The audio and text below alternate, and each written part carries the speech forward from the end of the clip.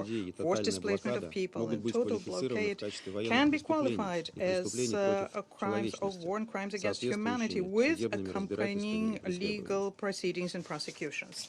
Colleagues, it's no secret that the key factor which ensures that Israel has a free hand in Gaza is a position taken by Washington. The United States not only provide the Israelis with an international cover when they block any Security Council draft resolutions, when there is even a hint of criticism of the Israeli authorities, but they also continue pumping their ally in the Middle East with new weaponry and military equipment. According to the information we have, during the 600 days in Israel, Israel received 800 aircraft, 140 ships with 900,000 tons of military cargo. No comments needed here. Madam President, in conclusion, I would like to underscore and say that against the background of a broadened in the OPT and particularly in Gaza tragedy, there are greater expectations for decisive steps on behalf of the UN and international community as a whole to recognize Palestine and to also protect specialized humanitarian agencies, UNRWA first and foremost. In this regard, there are great hopes which are being pinned on the International High-Level Conference in support of the two-state solution in New York, which was to be organized in June and which is provided for in 2 GA resolutions. We expect that the Saudi Arabian and the French co-chairs will decide and announce the new date of the forum, and the Secretary General will provide all the support needed to prepare and organize this conference. I thank you. I thank the representative of the Russian Federation for his statement, and I give the floor to the representative of China. Thank you, President. I thank ASG Chiari for his briefing. At present, the Middle East is mired in serious turmoil. Just after Israel and Iran reached a fragile ceasefire, Israel launched an attack on southern Lebanon, resulting in casualties. Meanwhile, the suffering of the Palestinian people continues to intensify. In Gaza, the humanitarian catastrophe has long defied description. Just since the resumption of the Israeli military offensive on March the 18th, over 6,000 people have died, and 80% of the territory has been put under emergency evacuation orders. As a result of the prolonged and extreme blockade and siege, more than 2 million people are facing severe food shortages. A large-scale famine is looming. In the West Bank, Israel has advanced or approved over 9,000 illegal settlement housing units and demolished over 400 Palestinian structures in the past 3 months alone. The operations of the Israeli security forces have resulted in the death of over 40 Palestinians and the injury of over 1,000 people. The tragedy of the Palestinian people has shaken international equity and justice and is a test of the human morality and conscience. The international community must not allow such suffering to continue and must take urgent actions. We strongly urge the full restoration of humanitarian access. The humanitarian catastrophe in Gaza has been extremely critical. The Secretary General's report states that the militarized aid distribution mechanism promoted by the U.S. and Israel violates the principles of impartiality, independence, and neutrality, and is not sufficient to alleviate the humanitarian situation, but rather poses additional dangers to the civilians.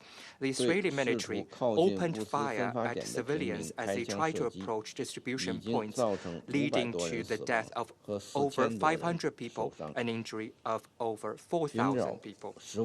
Seeking food must never mean seeking death. China firmly opposes the weaponization of humanitarian systems, strongly condemns attacks on civilians, and calls for a serious and full investigation and accountability. Israel must fulfill its obligations under international humanitarian law as the occupying power. by immediately lifting its blockade of Gaza, fully restoring humanitarian access, and supporting and cooperating with the UN and other humanitarian organizations in their work. We strongly call for an immediate and lasting ceasefire in Gaza. Military means cannot achieve lasting peace. The continuing of the war will only lead to more casualties. Ceasefire negotiations and a political solution are the right way forward. We urge Israel to immediately stop all military operations in Gaza. Countries with significant influence on the parties concerned should act in an impartial and responsible manner and take practical actions to promote a ceasefire. We strongly oppose unilateral actions that violate international law and Security Council resolutions, such as Resolution 2334, set out the fundamental guidance for resolving the Palestinian question. Israel has continued to advance its settlement policy in the West Bank, resumed the land registration Area C, demolished Palestinian homes, condoned settler violence, and expanded its military operations. Such actions violate international law and Council resolutions and erode the foundation of an independent Palestinian state. We call on Israel to cease its attacks and settlement activities in the West Bank, curb settler violence, and lift restrictions on Palestinian banks. We strongly call for the revitalization of the two-state solution. The Palestinian question is at the core of the Middle East issue. The implementation of the two-state solution is the only viable path to resolving the Palestinian question. The international community should strengthen unity and jointly provide support and guarantee to advance the political process of the two-state solution, and firmly oppose the forced transfer of Palestinians and the dangerous attempt to annex Gaza and the West Bank. We look forward to the early resumption of the high-level conference on the implementation of the two-state solution. China will continue to work with the international community to make unremitting efforts to put an end to the fighting in Gaza, ease the humanitarian catastrophe, implement the two-state solution, realize a comprehensive, just, and lasting settlement of the Palestinian question. Thank you, President. I thank the representative of China for his statement, and I give the floor to the representative of France. Merci, Madame la Présidente. Thank you very much, Madam President. I'd like to begin by thanking général aux affaires politiques, the ASG for son exposé et ses éléments sur la mise en œuvre de la résolution 2334. Une nouvelle fois, notre Conseil constate l'aggravation de la situation et la France veut réitérer ici France would like to reiterate three Tout d'abord, immediate l'escalade priorities here. régionale de ces Firstly, dernières the semaines regional ne escalation doit in pas recent nous weeks faire perdre de vue must not l'urgence make us de lose sight of the parvenir à un urgent need cessez-le-feu to immédiat et arrive permanent at dans la bande de immediate Gaza. and lasting ceasefire Le in président de la Gaza. République l'a redit The il y a President peu, il n'y a pas de of the solution Republic militaire à stated Gaza et la it guerre yet doit again cesser. recently. There's no military France solution in salue Gaza. The les war efforts de must médiation end. du France Qatar, welcomes the des mediation efforts États-Unis, of de Qatar, the l'Égypte en US, ce and sens. Egypt in that Les otages détenus par le vein. Hamas depuis les And the attaques terroristes hostages held barbares by du 7 Hamas octobre since the 2023, barbaric que la France ne terrorist cessera de attacks on the condamner 7th of avec October la plus grande 2023, fermeté, which doivent France will tous continue être to condemn in libérés, the strongest terms, sans must condition, all be sans released plus de délai et dans la unconditionally dignité. without any further delay and in dignity. La situation humanitaire dans The la bande humanitarian de Gaza est situation in catastrophique. Gaza is Nous condamnons catastrophic. We le blocage de condemn l'aide the humanitaire par blockade Israël. of Le humanitarian mécanisme aid mis en by place par la Israel. Gaza Humanitarian The Foundation humanitarian n'est pas à même aid de répondre aux besoins de la provided population through dans le the respect du droit Gaza international Foundation is et des not up to principes the task. humanitaires sur lesquels il n'est pas possible de transurger. Au surplus, We les need to drames ensure qui full ont respect for entouré la humanitarian distribution d'aide par la principles. Fondation ont démontré, s'il en était besoin, l'inadéquation radicale We have de ce seen mécanisme. that foundation L'aide is humanitaire radically ne saurait être inadequate to deliver instrumentalisée à des aid. fins politiques. Elle doit être acheminée de Humanitarian aid façon must sûre et not sans be entrave exploited dans for l'ensemble de political la bande means. de It must be Gaza. delivered La France safely and réitère son plein unfettered soutien throughout the entire aux agences Gaza des Strip. Nations Unies France reiterates its full support for the UN agencies and the humanitarian partners. They have proven their integrity and their ability to deliver the aid while respecting humanitarian principles. Secondly, at the same time, there has been intensified settlement activity in the West Bank, which was referred to by Mr. Chiari in his report, and this is an obstacle to peace efforts in the Near East. France renews its condemnation of settlement activity, and we stand strongly opposed to any form of annexation which runs counter to Council Resolution 2334 and international law, which compromises the possibility of establishing a viable and contiguous Palestinian state. That was recalled by the ICJ in its advisory opinion on the 19th of July 2024. Israel must end without delay any new settlement activity. Settlement policy is also a factor for tensions on the ground. Attacks by Israeli settlers in the West Bank against the Palestinian population have increased. At least 4 Palestinians have been killed in recent days in these attacks, and France calls on the Israeli government to act decisively to put an end to this violence carried out by settlers. France has adopted 59 individual sanctions against extremist settlers who are guilty of violence against Palestinian civilians in the West Bank. Madam President, this is my third point. We are actively pursuing with Saudi Arabia the relaunching of a just and lasting settlement of the Israeli-Palestinian conflict. We must have an alternative to war, and all of our efforts must be guided by the goal of providing a two-state solution which will meet the legitimate aspirations of Israelis and Palestinians for peace and security. La conférence internationale the pour la mise en œuvre de la conference solution for à the deux États implementation of the que la France two-state co-préside solution, avec which l'Arabie France saoudite will conformément au co-chair with mandat de Saudi l'Assemblée Arabia générale in a été accordance with the suspendue General pour Assembly des raisons request has logistiques et been sécuritaires. suspended for logistical and Elle security a enclenché reasons. néanmoins une However, dynamique it nouvelle generated en a faveur new d'une solution momentum politique for a fondée sur political la solution reconnaissance de la based on the Palestine, recognition of sur la Palestine, normalisation on israélo-palestinienne, sur normalization of l'intégration régionale, Israeli-Palestinian sur le relations, désarmement du Hamas, on the sur la disarmament of rénovation de Hamas, la on regional gouvernance integration, palestinienne. and on a renewal of Madame la Palestinian governance. Présidente, Madam nous travaillons President, activement we are working à ce que cette actively conférence to ensure permette that d'avancer this dans la voie de la paix et conference de la helps us sécurité move pour tous dans la forward région, in grâce à la achieving peace and mobilisation security de for tous les États everyone in membres the et aux region, engagements thanks to the concrets qu'ils prendront à mobilization cette of all occasion states and pour concrete mettre en œuvre commitments la which solution they à deux will États. implement Je vous remercie. to provide a two-state solution. I thank the you. representative of France for his statement, and I give the floor to the representative of the Republic of Korea. Thank you, Madam President. I also thank ASG Khaled Khari for his briefing.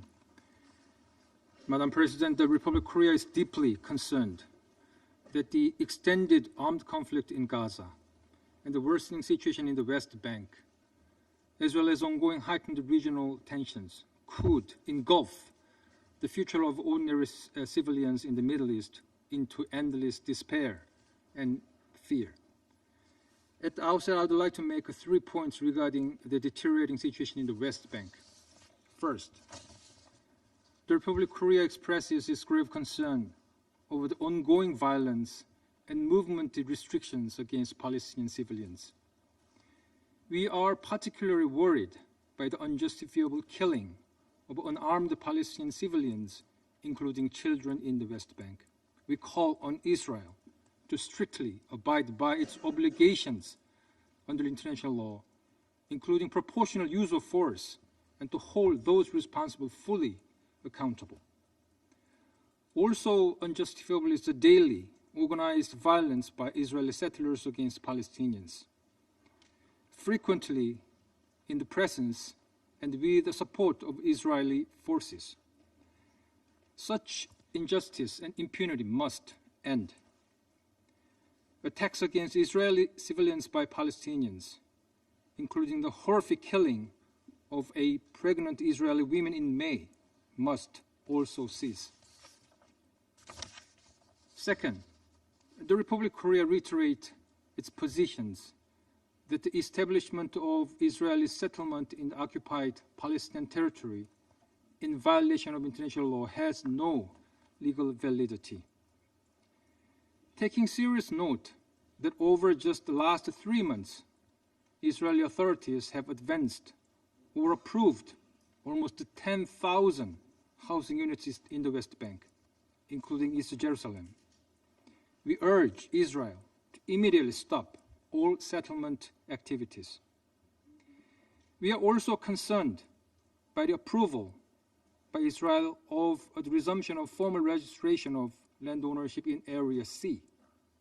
We reaffirm our understanding that the West Bank, including East Jerusalem and Area C, is not under the sovereignty of Israel. Third, the Republic of Korea would like to stress its support for the two-state solution as the only viable pathway toward the peaceful resolution of the Palestinian question. Considering the important role of the Palestinian Authority in realizing the two-state solution, the revitalization and reform of the PA is all the more necessary, especially in the current situation where Hamas has been greatly weakened and the civilians in Gaza need legitimate and capable governance. The Republic of Korea has assisted the PA in the fields of healthcare, education, and public administration, and we will continue to help the PA develop its capabilities moving forward.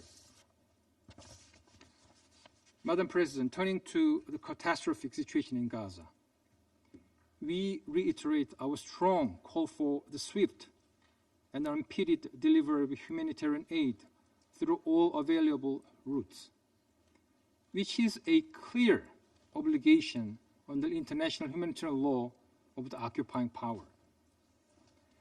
Taking note of the recent civilian casualties which took place in Gaza in search for aid, the Republic of Korea reiterates its concern over the capacity of the Israeli humanitarian coordination mechanisms and emphasizes the humanitarian assistance should be delivered in an effective and impartial manner in a way that ensures the dignity of aid recipients.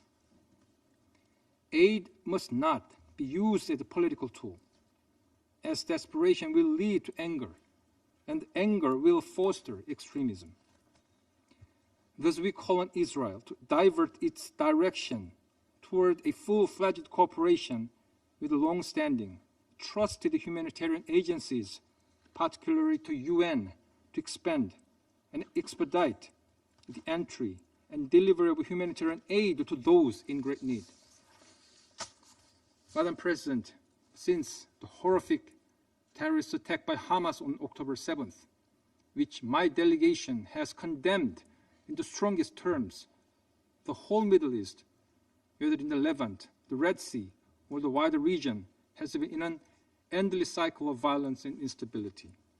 To sever this vicious cycle and chart a route toward a sustainable peace and coexistence for all, the efforts by the mediators, the US, Qatar, and Egypt, should be urgently reinvigorated.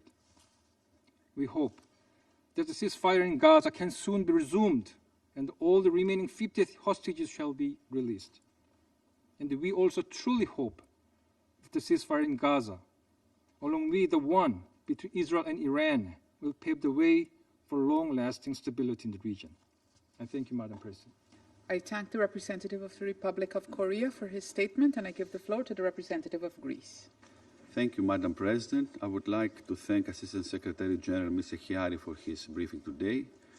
Madam President, whilst the world's attention was diverted elsewhere amidst momentous developments in the region and beyond, the scale of suffering of civilians, and particularly those borne by children in Gaza, has continued to grow.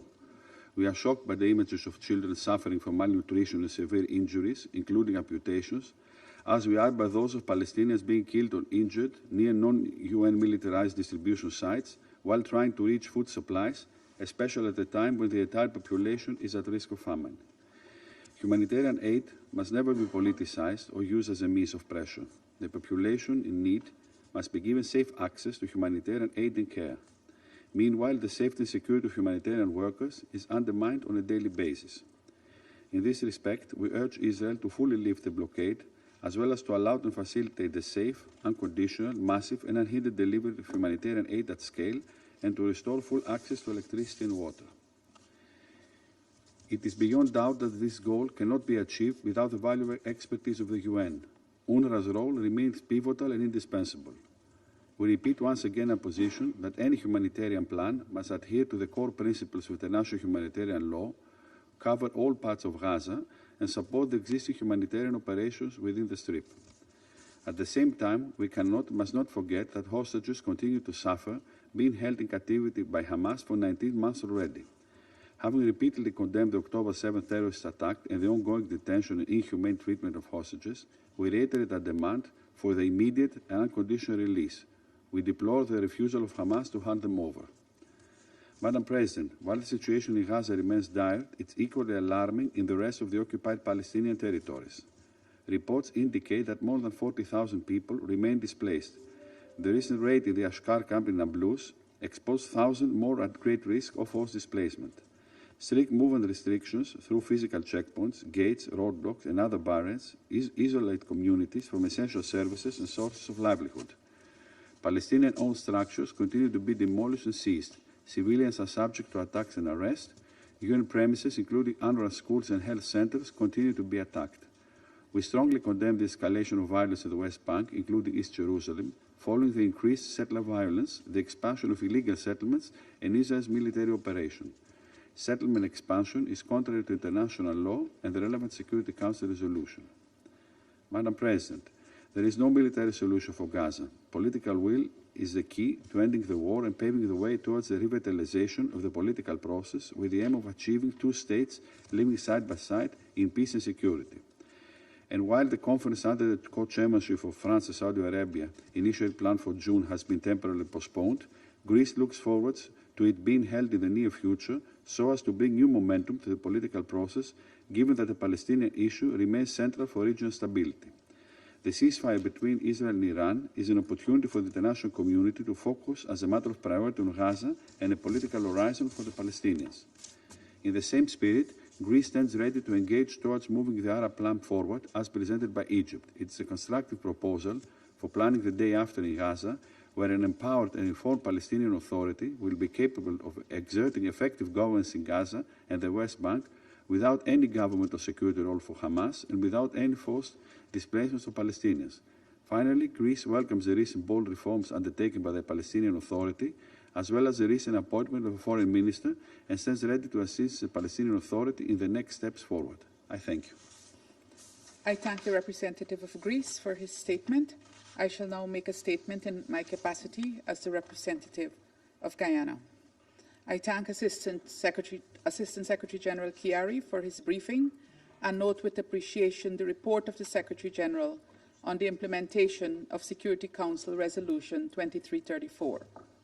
The continued non-implementation of that resolution is a matter of serious concern, particularly because of the implications for the two-state solution.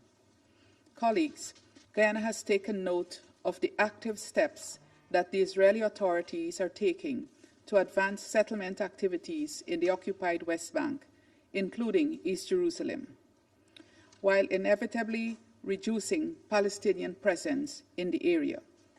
The advancement or approval of thousands of housing units moves towards recognizing neighborhoods in Israel settlements as independent settlements, continued demolitions of Palestinian homes and structures, and plans to construct a bypass road that would effectively reduce Palestinian presence in Jerusalem are all concerning and violations of Resolution 2334. Guyana calls on Israel to end all policies and measures aimed at the alteration of the character and status of the occupied Palestinian territory, including East Jerusalem. We also reiterate the advisory opinion of the International Court of Justice of July 2024, in which the court concluded that, and I quote, Israeli settlements in the West Bank and East Jerusalem and the regime associated with them have been established and are being maintained in violation of international law, unquote. Guyana reiterates its appeal to Israel to comply with international law. We also appeal to the international community, including member states of the United Nations, to comply with international law, including Resolution 2334. Colleagues, Guyana is also concerned about continuing violence against Palestinian civilians, both in the occupied West Bank and in the Gaza Strip. In the Gaza Strip, the catastrophic humanitarian situation persists. Even though the UN and humanitarian partners are willing to implement a plan that will facilitate swift relief of the man-made suffering that has been imposed on Palestinian civilians. We note with deep concern the daily killing and injury of Palestinian civilians seeking aid at the small number of sites operated by the Israeli-run Gaza Humanitarian Fund. The operations of the GHF have led many to conclude that the agency is not guided by humanitarian principles of humanity, neutrality, impartiality, and independence. Guyana calls on the Israeli authorities to prioritize the well-being of civilians in Gaza and their urgent need for humanitarian assistance of a quality and quantity that would meet their needs. We are especially disturbed by the privations to which children, including babies, and pregnant and lactating women are subject. We underscore that the use of starvation as a weapon of war is a violation of international law. We must not forget that UN personnel have not been spared in the ongoing situation faced by Palestinian civilians in Gaza. 343 UN personnel have been killed since 7th of October 2023, the highest in the organization's 80-year history. It is important to have full accountability for all lives lost since 7th October 2023. We also reiterate our call for full accountability for all crimes committed, beginning with the 7th October attacks on Israel, the taking of hostages to Gaza, and Israel's subsequent disproportionate response in Gaza. We are equally concerned at the ongoing violence against civilians in the occupied West Bank. It is against international law, including international humanitarian law, that Operation Iron Wall remains active despite the large number of casualties, the extensive destruction of homes and civilian infrastructure, and the continued large-scale displacements of Palestinians that it has engendered. We strongly urge Israel to comply with its obligations under international law, including with the ICJ's provisional measures regarding its responsibility to protect the Palestinian people and to prevent their genocide. Colleagues, we were pleased to note the positive steps detailed in the SG's report that some members took to comply with their obligations under Resolution 2334.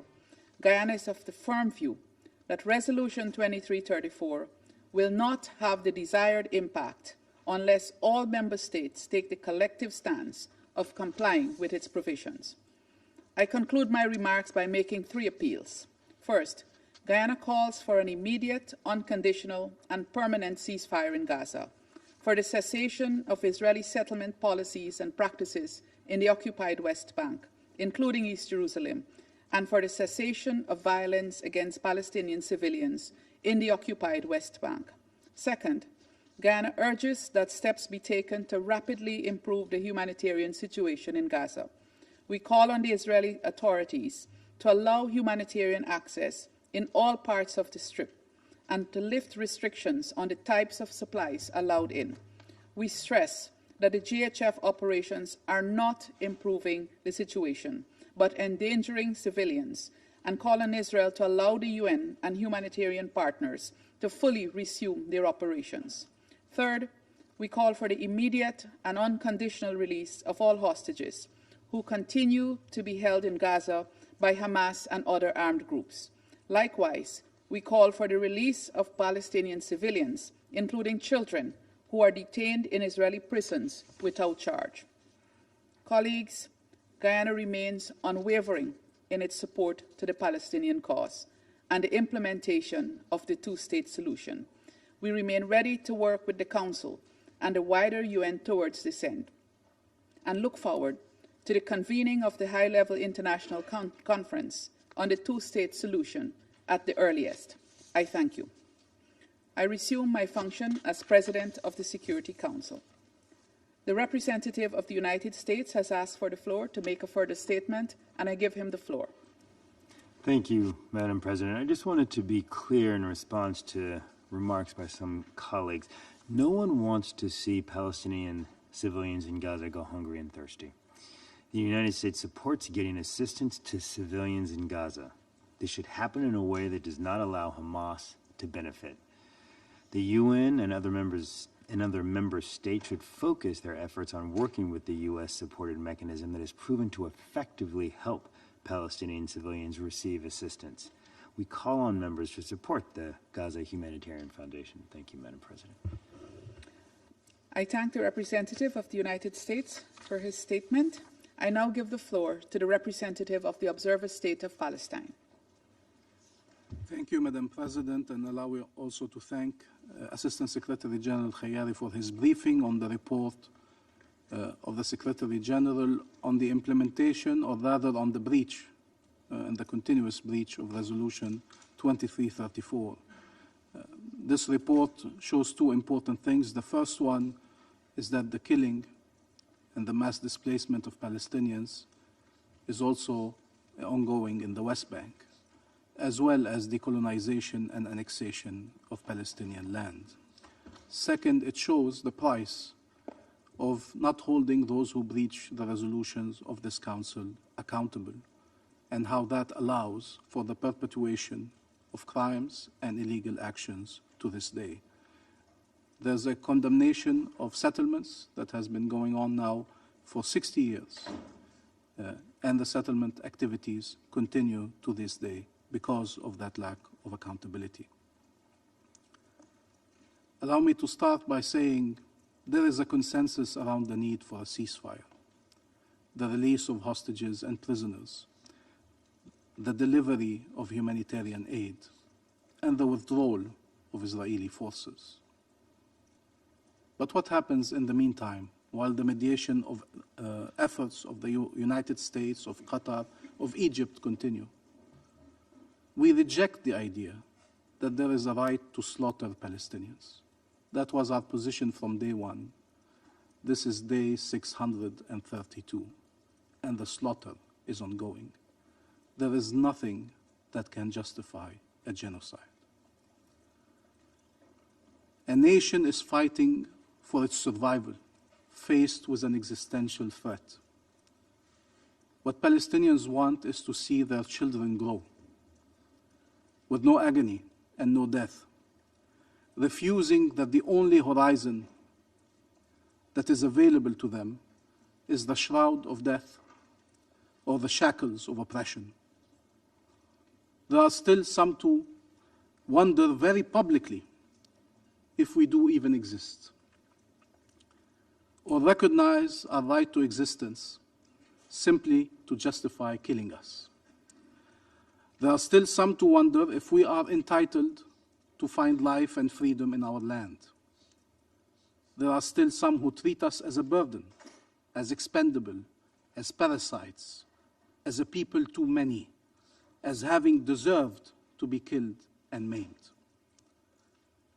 That dehumanization, that denial of our rights, that demonization of Palestinians reached its ultimate expression in Gaza, where the genocide continues as we speak and meet again and again and again. And while the whole world stands with Gaza, and we recognize this solidarity in all of your countries that we see every day, Gaza stands alone. And Gaza will continue standing alone for as long as the genocide continues. The decisions to hold those responsible accountable, to deter the continued commission of crimes, to ensure the killing stops and aid flows in a dignified manner throughout the Gaza Strip, cannot be deferred any longer. Every day, 100 Palestinian civilians are killed. Every single day, 100 Palestinians are killed in tents, in the streets, and while trying to provide food for their families. They are bombed, shot at, confronted with occupation-made famine and occupation-made thirst as weapons of war, and the obliteration of all the requirements of life in Gaza, from homes to hospitals, as their lives and their limbs are taken away day after day after day.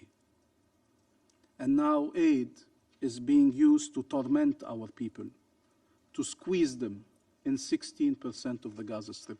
Gaza was the most densely populated area on earth, with over 2 million people living in the Gaza Strip. They now are squeezed on 16% of that area, to render them more desperate, to force them to leave their land.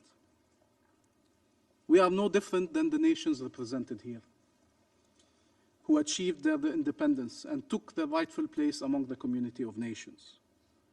We are entitled to life. We are entitled to freedom. We are entitled to security. And we are entitled to our independent state. There is something unbearable and honestly a bit humiliating about having to proclaim over and over again that we are part of humanity and that we should be treated as human beings. Palestinians were not born to live their lives under foreign occupation or to endure repeatedly death and destruction, displacement and dispossession. That is not our fate. We are no lesser beings than those who claim these rights for themselves around the world and across history, who proclaim this self-evident truth that all people are created and remain equal, that they are endowed with certain unalienable rights, that among these are life, liberty, and dignity. For those who contest our right to our independent state in our land, what are they proposing? A one-state solution between the river and the sea, with equal rights for all, with everyone enjoying the right to vote and able to exercise their political and human rights? I doubt that's their intention, given the overwhelming evidence to the contrary. So what are they proposing? There are only three options left: genocide, ethnic cleansing, or apartheid, or a combination of all three. The destruction and removal of a nation by force, or the continued subjugation of a people. This is horrible and unacceptable, and it is what we are witnessing before our very eyes.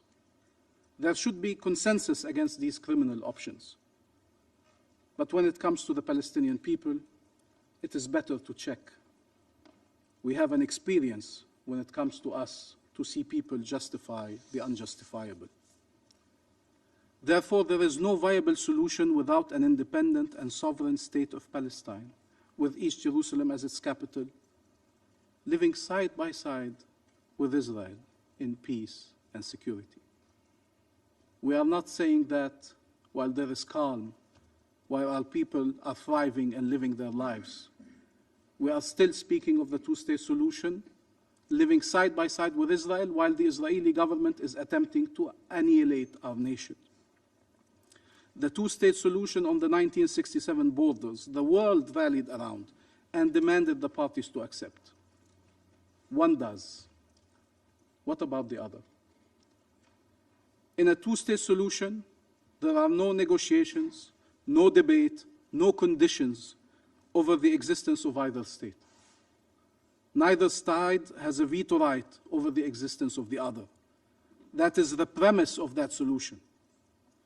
Palestine recognized Israel over 30 years ago and still awaits Israel's recognition of Palestine. Israel demands that we recognize not only its existence, but its right to exist, something specific to Israel, its right to exist, while it arrogates to itself the right to veto our state and deny our very existence as a nation. In fact, Israel not only claims this veto right over Palestinian statehood, or raises condition after condition to make it impossible, it actively pursues the destruction of that state and the displacement of our people.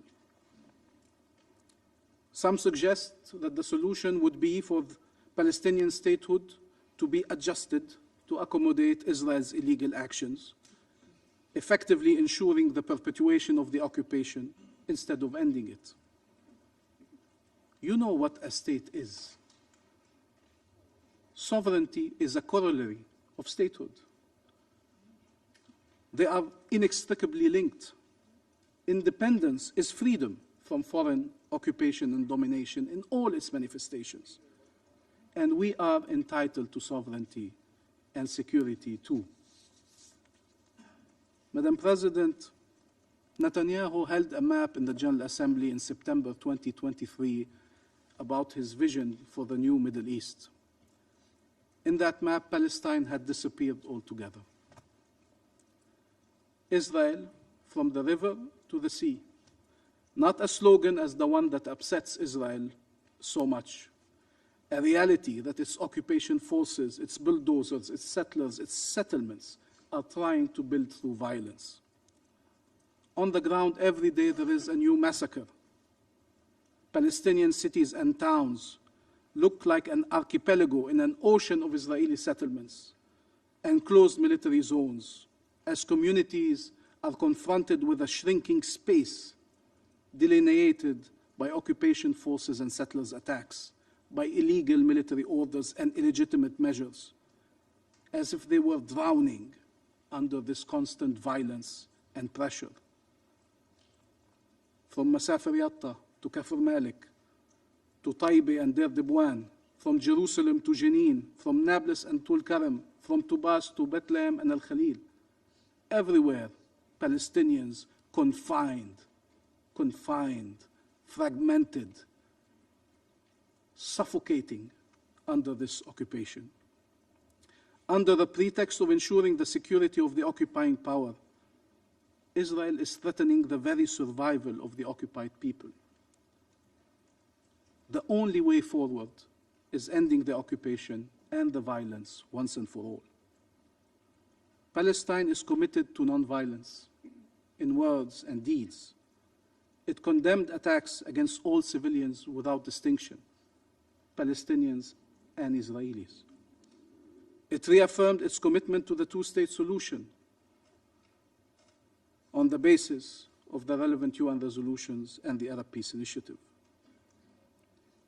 It was ready to cooperate fully and still is with the International Conference on the Peaceful Settlement of the Question of Palestine and the implementation of the two-state solution, co-chaired by Saudi Arabia and France.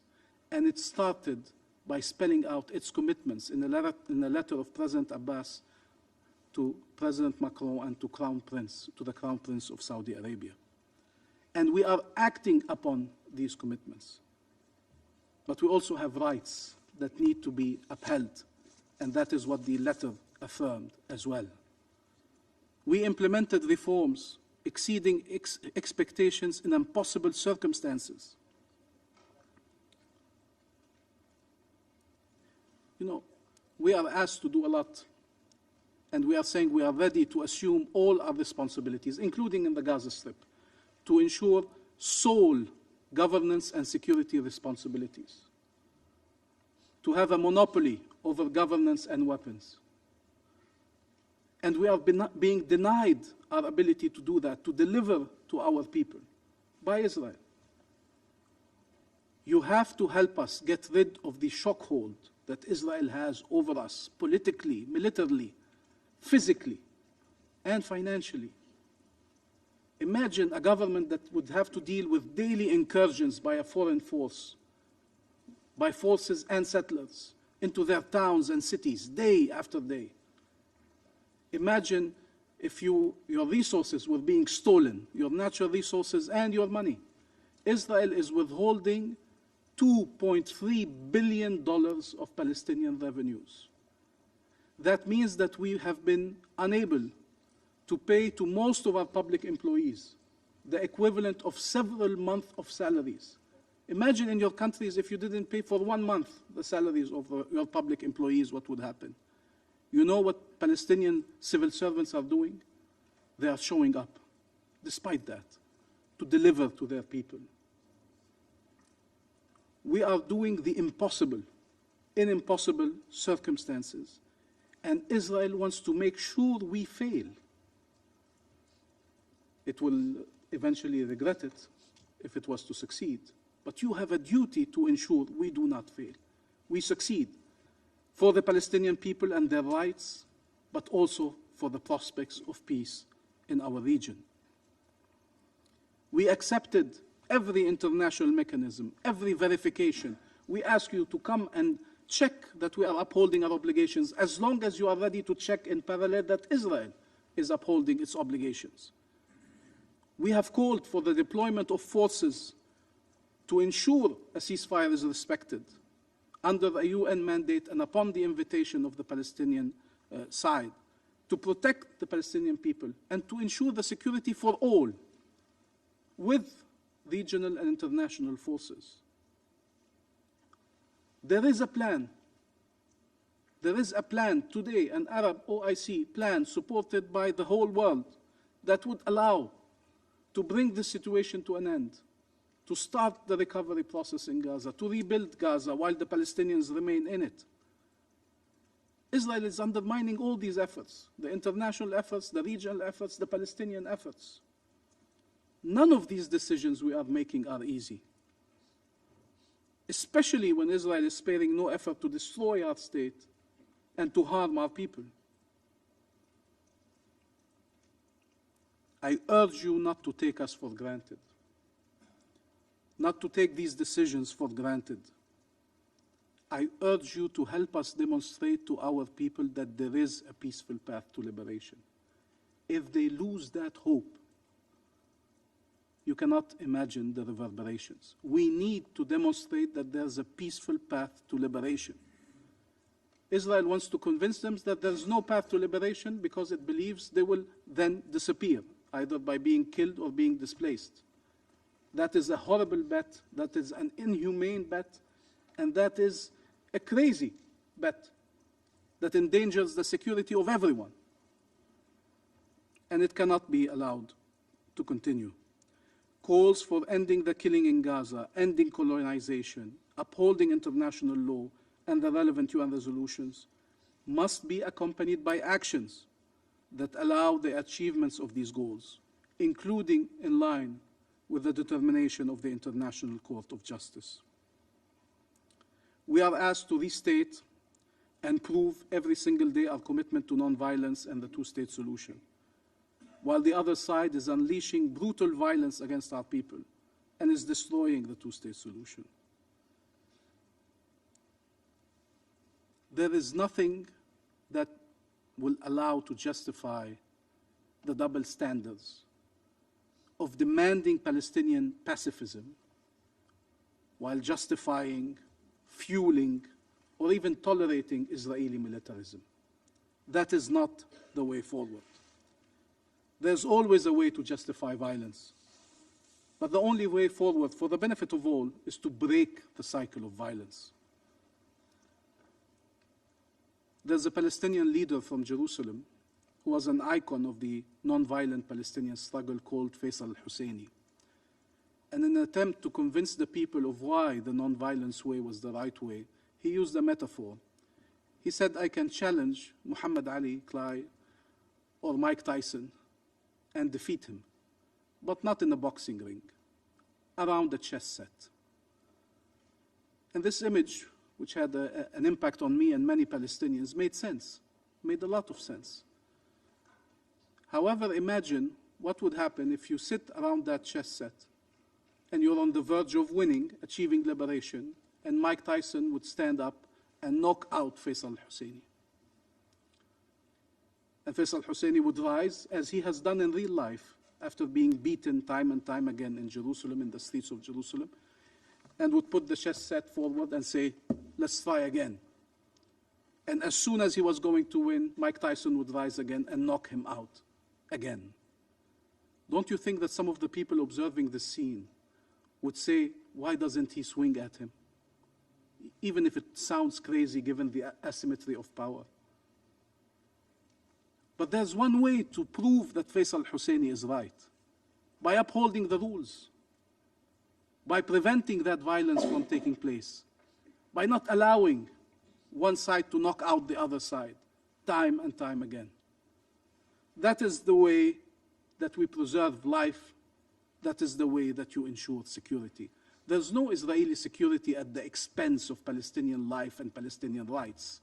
There is shared security, shared life. And the sad reality is, as part of this dehumanization of Palestinians, is once the slaughter is over, and it has to be over, there's an expectation that Palestinians should move on, regardless of the lives lost, of the limbs lost, of the loved ones lost, regardless that their lives were turned into ruins, that every inch of Gaza has witnessed tragedies and methodic devastation. There's an expectation that parents will walk the earth with the shadow of their killed children and do nothing about it. That children who were orphaned will hold on to the memory of their parents, but not to the anger over how they were killed. There's an expectation that a nation will be able to move on from the reality of parents carrying their children in plastic bags, of families buried under the rubble or the sand, or in the tents they found shelter in after everything else was destroyed. That we will be able to move on as a nation from the images of burning children, of starving infants, of the impact that bombs left behind on the lives of many Palestinians, on their scarred bodies, in their hearts and minds, of the impact that a single bullet lodged in the child's head or heart has over an entire family forever. We said long ago we made a choice to seek justice, not vengeance. Justice, not vengeance. But we cannot be prevented from seeking either. We cannot continue to be denied our right to life, to liberty, to dignity. We cannot be denied recourse and reparation. No one has a rightful claim to supremacy, to exceptionalism, to domination, to oppression. No one. Justice is the only way forward and the only viable path to peace. And we are still pursuing peace, despite everything that was done to us. How many times have we heard the claim that the Middle East was one war away from peace, only as a prelude to another war and another war? How many times did we hear the claim that the Palestinian question no longer mattered or was finally put to rest? No one should succumb to these lies and illusions any longer. They cost lives. And we have already lost way too many lives. A different reality is possible for Palestine, for Israel, and for the region. A reality of shared peace, security, and prosperity. It starts with ending the genocide, releasing hostages and prisoners, delivering humanitarian aid, and the full Israeli withdrawal from Gaza. It starts from putting an end to the annexation of our land and the displacement of our people. And it will materialize with the independence of the state of Palestine. Shared security will be achieved by the fulfillment of our inalienable rights, not their continued denial. There is not a people too many in the Middle East. There is an independent state missing. We ask for nothing more than what international law has determined as our rights, at par with other peoples around the world, but we will accept nothing less. Our freedom can no longer be denied or delayed. And I thank you, Madam President. I thank the representative of the observer state of Palestine for the statement. The representative of the United States has asked for the floor to make a further statement, and I now give him the floor. Thank you again, Madam President. Accusations of genocide are categorically false here and fuel anti-Semitism around the world. America fully supports Israel's right to defend itself. Israel has taken numerous measures to limit harm to civilians and to address humanitarian needs. The loss of civilian life in Gaza is tragic, but the responsibility for this rests with Hamas, which could stop the fighting today by freeing the hostages and agreeing to the ceasefire terms already accepted by Israel. Thank you, Madam President. I thank the representative of the United States for his statement. I now give the floor to the representative of Israel. Thank you, Madam President. First, I would like to thank ASG Chiari for his briefing. Madam President, Jonathan Samerano's parents had prayed every day for a miracle. Instead, last week, we received the cold confirmation of tragedy. The IDF recovered Jonathan's body in Gaza. He was just 21, abducted on October 7 by an UNRWA employee, a terrorist who received his salary from the UN. The United Nations paid the wages of the man who stole Jonathan's body and dragged him into Gaza. Where are the condolences of the Secretary General? Where is even an apology from Commissioner General Philippe Lazzarini? Their silence rings louder than any empty statement they have ever offered. No one in this building can claim ignorance. No one can hide behind the excuse of not knowing, because Jonathan's mother, Ayelet Samerano, came here many times to this very building and looked Commissioner Lazzarini in the eyes. We demanded accountability. We demanded answers. We reminded him that the UN badge must not be a shield for terrorists. No reply till today. Now, last week, Ayelet has buried her son while the UN buries its head in the sand. This stain will never wash out. Colleagues, as ancient Rome faced a brutal and unrelenting enemy, Cato the Elder would end every speech with the same words: Carthago delenda est. Carthage must be destroyed. In every speech I come here, I give you the same phrase. I don't call for destruction. I don't call for vengeance. No, I ask for something far more simple, far more human. And I tell you that every week almost. Bring them home. Very simple. You all spoke about what you expect: humanitarian, ceasefire, release of hostages. It's otherwise. It starts with the release of the hostages. Then you can speak about the rest. Bring them home, all of them. Before all else, this must happen. The hostages must be released. The war will not end with anyone remaining in Gaza. It will not happen. The same moral blindness that failed Ayelet Samerano and continues to fail the hostages now threatens the one initiative that is actually feeding Gaza's civilians, the GHF, Gaza Humanitarian Foundation. In a single month, the GHF has delivered more than 46 million meals, distributed directly to Palestinian families from 3 secure distribution sites. The speed and efficiency are rapidly increasing, with over 2 million meals delivered in a single day. They have bypassed the terrorists who loot the aid, making a profit or diverting it to Hamas's murderous objectives. The GHF has offered the United Nations full data sharing, joint logistics, and transparent monitoring.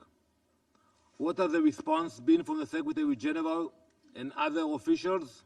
And we heard it today: indifference, defamation, and obstruction.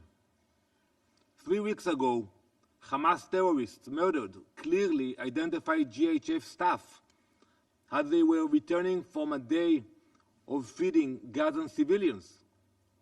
Horrible pictures. They stopped the bus, tortured them in the middle of the road, and executed them. The Secretary General said nothing. OCHA, nothing. UNRWA, nothing. Silence in the face of murder is not impartiality, it is abandonment. Meanwhile, some offices here have circulated anonymous so-called briefings smearing the JHF model. They spread disinformation that Hamas weaponized to justify more attacks on aid workers.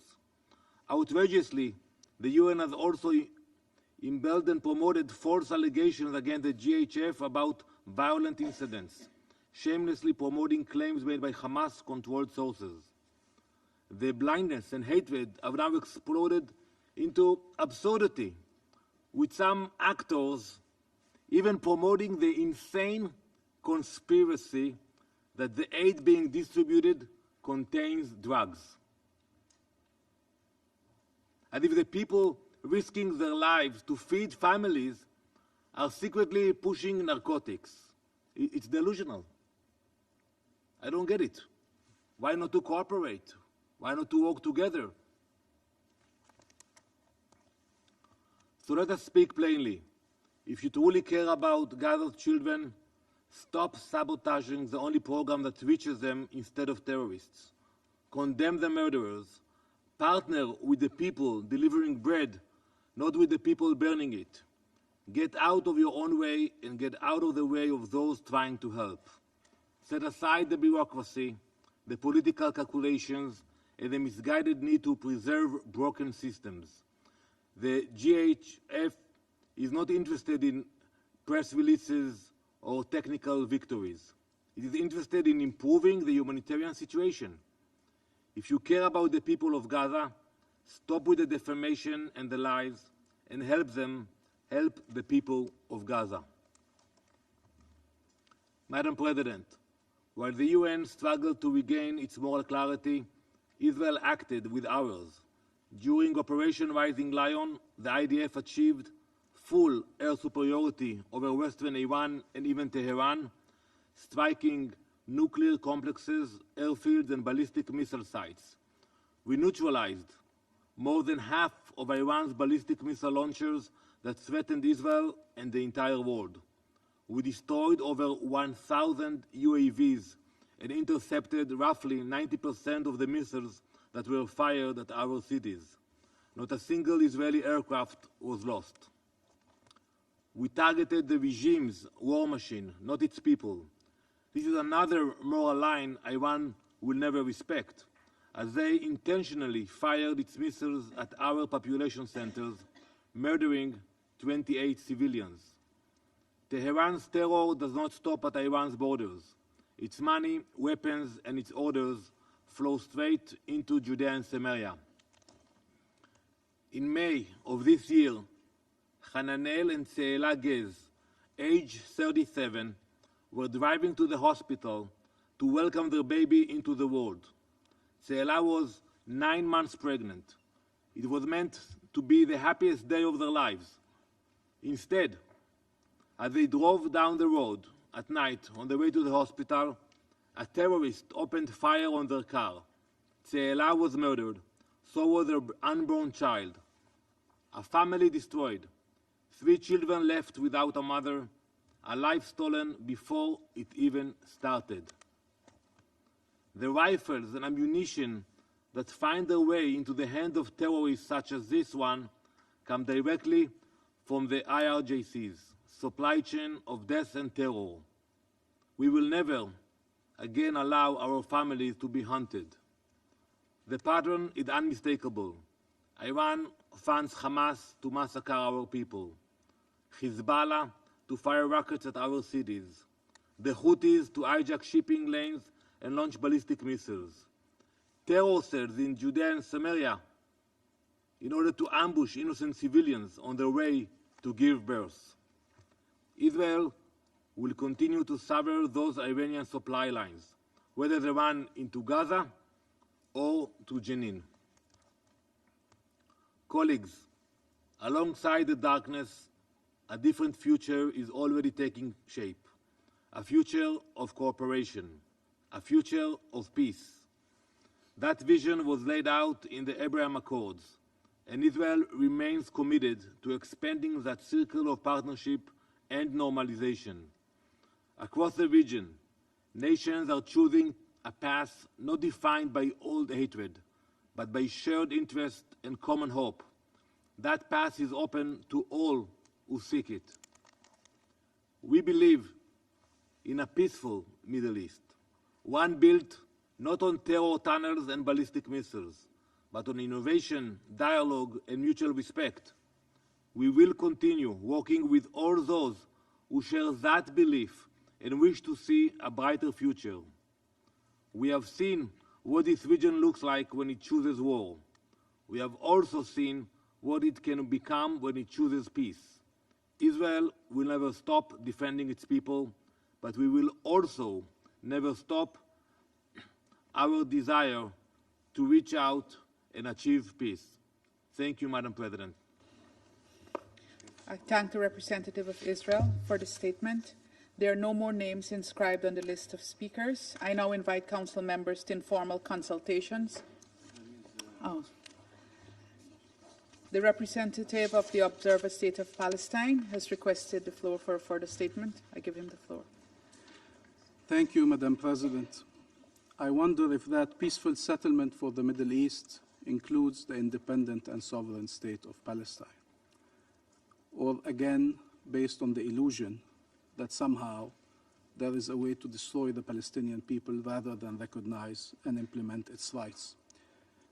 We have declared very clearly that we are willing to cooperate and work closely with President Trump and the U.S. administration, with Saudi Arabia and Arab and Muslim countries, with European and global partners to achieve peace, true and genuine peace, just and lasting peace. Let us not distort the meaning of the word. And there is no peace without justice and without upholding international law. There is no peace at the expense of international law and people's lives and rights. It is true there was a complete blockade over humanitarian aid and starvation used as a weapon of war, and now there is aid being distributed. And the question is, how can you complain? We can complain because while the first one was unacceptable, inhumane, and unbearable, and that was an official decision of the Israeli government to block that humanitarian aid for so long and to create the conditions of famine in Gaza, it doesn't mean that anything else is also acceptable. Should we not believe our eyes? Is there anyone here who's not seeing the images of thousands of people trying to get aid and getting shot at, of people being killed every day? It's not a conspiracy or an imaginary narrative. These are images that we see every day. And we've called several times to allow international journalists in and to allow investigation missions in, international investigation mission in, to tell us what is happening if we are to believe that everything we're seeing is not true. Our people are being treated as cattle. They're being shot at like animals. These are human beings. We shouldn't believe the testimonies of Israeli soldiers saying they were ordered to shoot at the people coming to collect aid while they had no weapons, while they were not an enemy. What if these people that you saw on your TVs every night and every day were Israelis, starving, trying to get aid? What would happen? Every day, 30 Palestinians killed, trying to get aid. So yes, aid needs to be distributed, but needs to be distributed in a dignified manner to all Palestinians, not as a means to forcibly displace them, squeeze them into part of the territory, make them desperate, further humiliate them. We ask to be treated as human beings. That's not too much to ask. And it is a bit insulting to suggest that we are not entitled to be treated that way, that we should take whatever is thrown our way and be thankful. Speaking about attacks on aid workers, you want to go there? Attacks on aid workers, humanitarian personnel, UN staff, attacks on aid workers. You spoke Colleagues, you spoke of Hamas and I just wish to remind that the decorum of the Council be kept and that we refrain from any personal attacks or even crosstalk. Point taken, Madam President. We've seen attacks on humanitarian workers, on the UN staff. We've seen the narrative that Palestinians are bloodthirsty monsters and that the UN was part of a terrorism network. And that narrative and that incitement led to real-life consequences of occupation forces killing entire families and children. And attacking the UN and killing them and detaining them and torturing them. This should be taken seriously. Hamas is responsible for the actions it takes. And we have been very clear in our position on every matter, whether it is on the attacks on civilians or the taking of hostages. We reject and oppose these actions. But Israel is responsible for its actions. Israel is also responsible for its actions. It cannot defer that responsibility or deny that responsibility. It's about releasing the hostages, massively bombing entire neighborhoods, destroying homes, whether empty or people still in them, bombing the tents of people, shooting snipers, shooting bullets in the heads of children. They were in the search of hostages while doing that. Doctor after doctor coming here to explain what is being done to the Palestinians, denying them the right to life, denying them access to hospitals, denying them access to schools, destroying their lives. That was about the release of the hostages. Or pretending that nobody cared about the hostages here, when there was legislation upon legislation on this issue, but in parallel to calling for the end of killing of Palestinians, of displacement of Palestinians, of arbitrary arrest of Palestinians. But you cannot tolerate the fact that the Palestinians are people, that they are human beings, and that they are entitled to the equal measure of rights. So it is not about them. A ceasefire would be the best way to end the bloodshed, to release the hostages, and to finally embark on a path to end the occupation. And I want to be very clear, when we speak of genocide, in no way do we hold Jews around the world responsible for Israel's actions. These are legal determinations. These are crimes that have a definition. If I say Israel commits war crimes and crimes against humanity and genocide, nobody can answer that we are fueling anti-Semitism, except those who have a confusion between the acts of the Israeli government and the Jews around the world. And that's an unacceptable confusion. We will never go there. Those responsible are those doing the act. And you cannot say that they are responsible because of their identity, nor you can say they are innocent based on their identity. The identity of the perpetrators and the identity of the victims is not relevant here. It is the actions that are being committed. And we can have a legal debate over the qualification of genocide, despite the overwhelming conclusion reached by many legal experts around the world and many organizations around the world that are extremely credible. I think it's more important to focus on ending the killing. But it is not acceptable to use Jewish people or the Holocaust as a shield from holding Israel accountable for the commission of war crimes, crimes against humanity, and genocide. It is irresponsible to do that. It is unacceptable to do that. We believe in international law, all of international law, nothing but international law. We hold ourselves accountable based on that standard. Israel cannot invent its own standard. The same rules apply to all of us. And everyone who breaches these rules should be held accountable. I think enough Palestinians' lives have been lost to finally reach that conclusion. There is nothing that justifies massacres. Nothing. You cannot say my right to security, you cannot say my right to existence, you cannot use big words to hide behind them and justify massacres. We want shared life, 2 states, Palestine and Israel. We are very clear. And I wish we could have that clarity from the other side. 2 states, Palestine and Israel. Israel has been a member of the United Nations for 75 years now. We are still waiting for our turn. And how can we explain that we are still waiting for our turn? How can we explain that our people are still not free all these years? That they have to fulfill a threshold, reach a threshold that no other country around the earth has been asked to meet.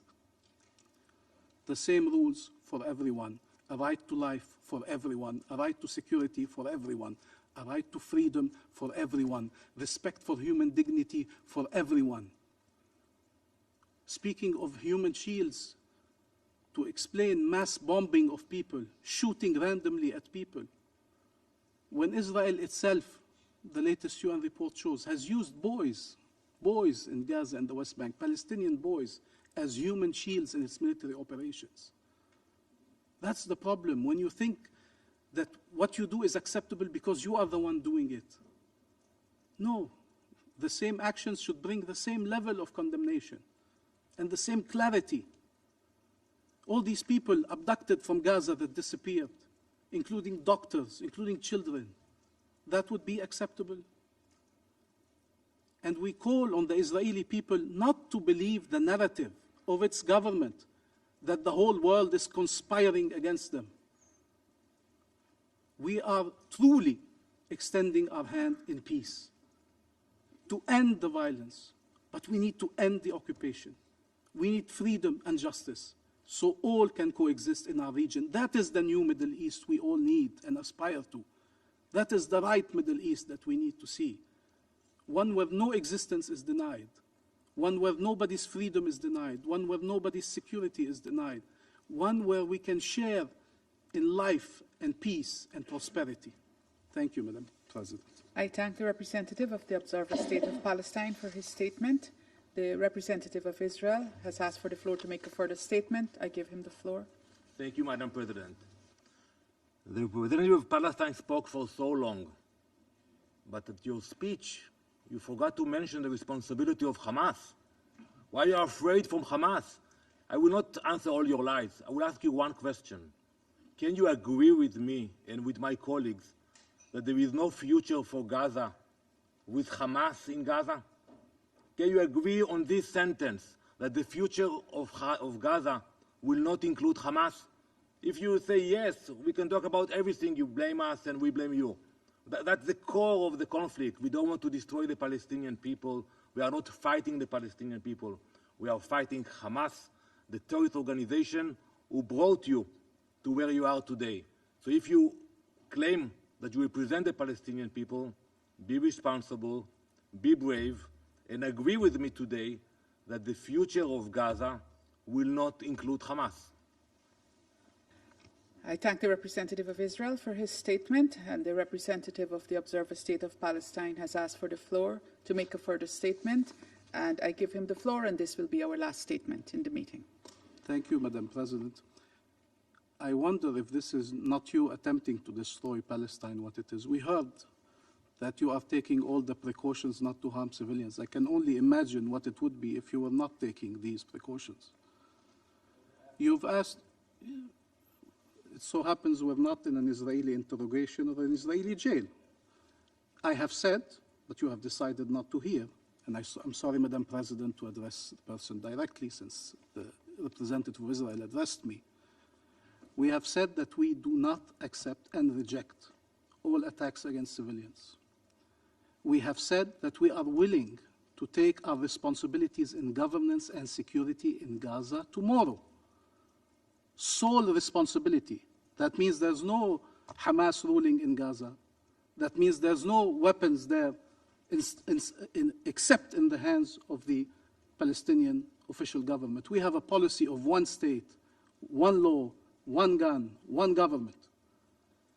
But you are undermining that Palestinian government who wants peace. You are preventing that from happening. The more we delay the ceasefire, the more killing there is.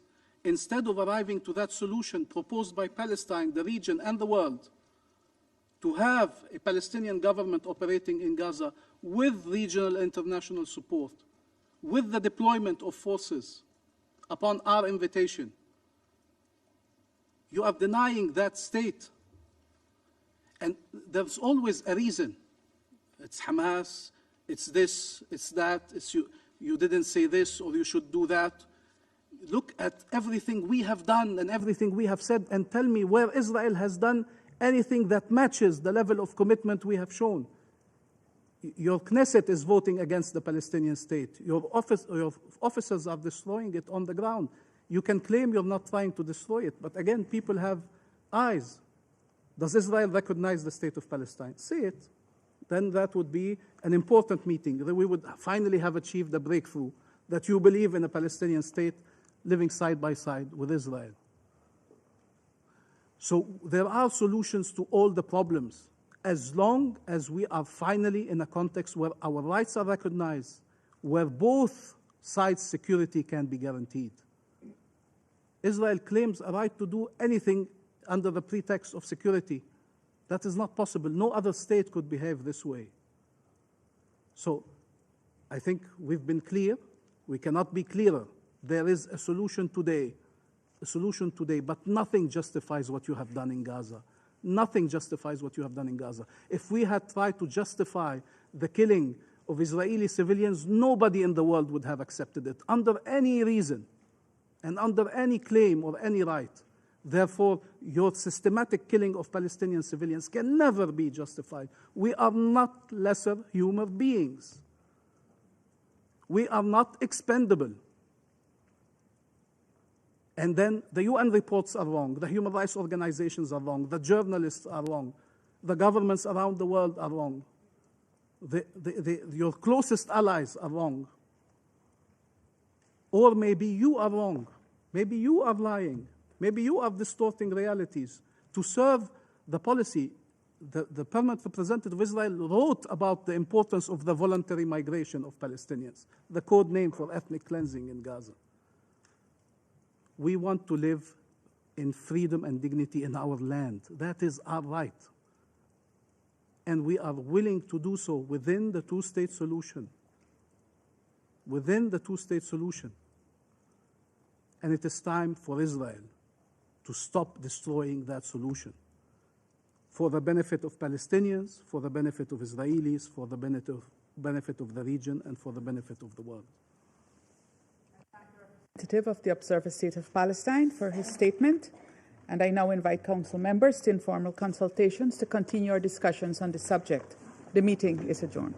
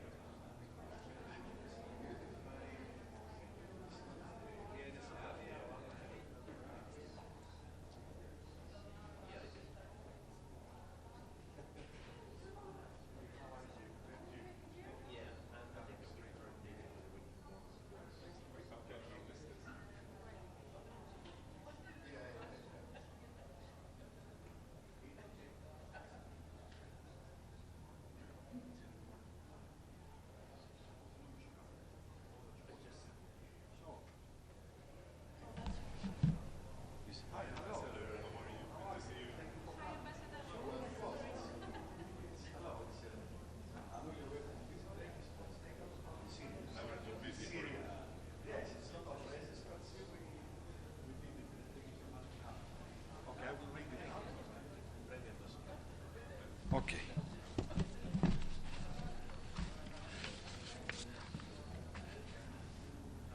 So are we ready? Yes. Okay. Good afternoon. A week ago, we were all shocked by the terrorist suicide bombing in the Mar Elias Greek Orthodox Church in Damascus, Syria. As you know, the Security Council condemned in the strongest terms this terrorist attack that targeted Christians in the place of worship. Greece also condemned this abhorrent attack. We expressed our heartfelt condolences to the families affected by this cowardly attack and conveyed our deep sympathy and solidarity to the people of Syria that have to endure yet another bloody act of animosity. On Greece's initiative, the Security Council met today in a closed format to discuss the latest developments in Syria. We cannot stand idly by when such heinous crimes target peaceful communities. The terrorist attack did not simply target one community. It targeted all Syrians, as well as the efforts for reconciliation and recovery. Full protection and integration of all religious and ethnic communities in Syria is key to its long-term stability. Christians in Syria and throughout the Middle East have historically been an integral part of the region, contributing to the prosperity and adding to its diversity. Now, as Syria tries to turn the page towards a better future, Christians can greatly contribute to that, but must also be protected and allowed to do so. The true wealth of Syria lies in its rich and diverse culture and heritage, wealth that will only shine once an inclusive, representative and tolerant Syria has been secured. A safe, secure and prosperous Syria for all Syrians is a common aspiration of the international community. Greece is determined to assist Syria in its colossal task and encourage the transitional authorities to continue demonstrating tangible proof of the commitment to this future. We took good note of the Syrian interim authorities' commitment to bring those responsible to justice. The international community expects that accountability and justice will be ensured without shortcomings. Moreover, it bears repeating that it is of cardinal importance to implement all necessary measures to guarantee the safety of all ethnic and religious groups so as to allow them to live in dignity and without fear. Finally, Greece is assisting the victim of this horrendous attack, delivering humanitarian aid, and will contribute to the restoration of the Church. I thank you.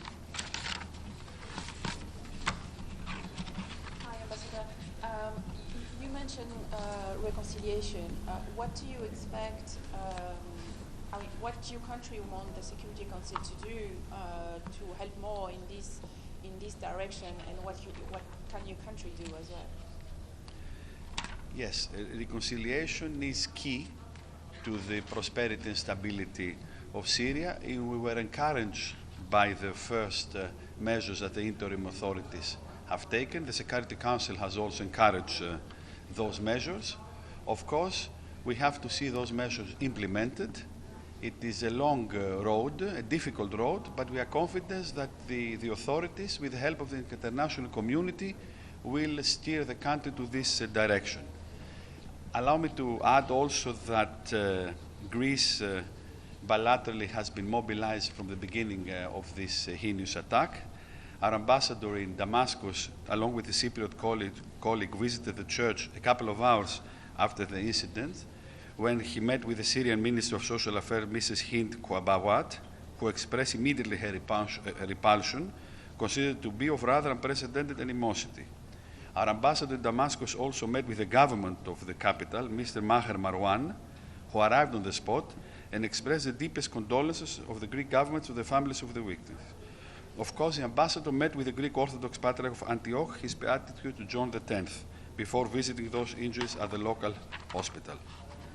So, I think this is the key message is that there should be no place for terror, intimidation, and discrimination in the new Syria, not against the religious side, not against anyone. So we took very well note of the public promise of the Syrian President al-Shara that the Syrian interim authorities will work night and day, mobilizing specialized security agencies to capture all those who participated in and planned this heinous crime and bring them to justice. And as I said in my statement, we expect that the authorities will hold all those involved accountable and swiftly implement measures to guarantee the safety of Christian communities, but all other religious and ethnic communities. This is something that considers the whole of Syria. This time Christians were targeted, but it's not only about Christians. It's about all religious and ethnic communities of this country. I thank you. Thank you so much.